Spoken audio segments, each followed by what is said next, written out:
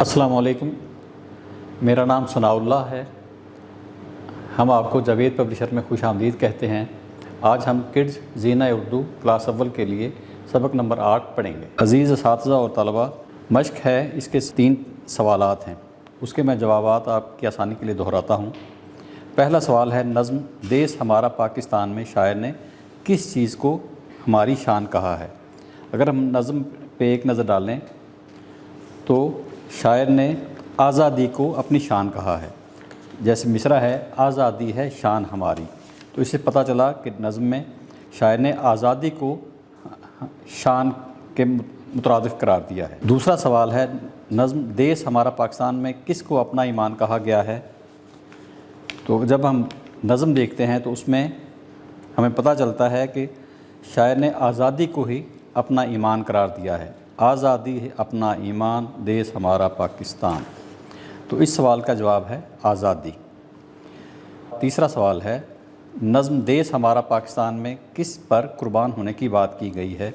تو اگر ہم آخری شعر دیکھتے ہیں، پاکستان بنایا جس نے، اجڑا دیس بسایا جس نے، اس کے نام پہ ہم قربان، دیس ہمارا پاکستان۔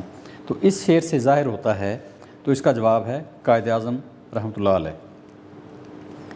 سوال نمبر 2 ہے اس مشق کا، نظم کے مطابق درست الفاظ چن کر خالی جگہ پر کریں۔ آپ نے دیکھا کہ ہر خالی جگہ دی گئی ہے، اس کے سامنے 2 چوائسز ہیں یا 2 الفاظ دیے گئے ہیں، اس میں سے آپ نے صحیح لفظ کا انتخاب کرنا ہے۔ دیس ہمارا ہم کو، آگے خالی جگہ ہے، تو آپ کے پاس الفاظ ہیں پیارا اور تارا۔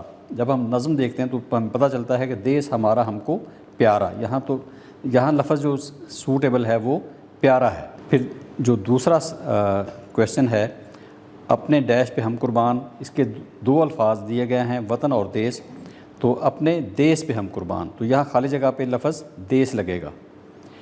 تیسرا ہے، آزادی ہے، خالی جگہ ہے، پھر ہماری، 2 الفاظ دیے گئے ہیں، آن اور شان، تو آزادی ہے شان ہماری، تو یہاں جو خالی جگہ پہ لفظ آپ لکھیں گے وہ ہے شان۔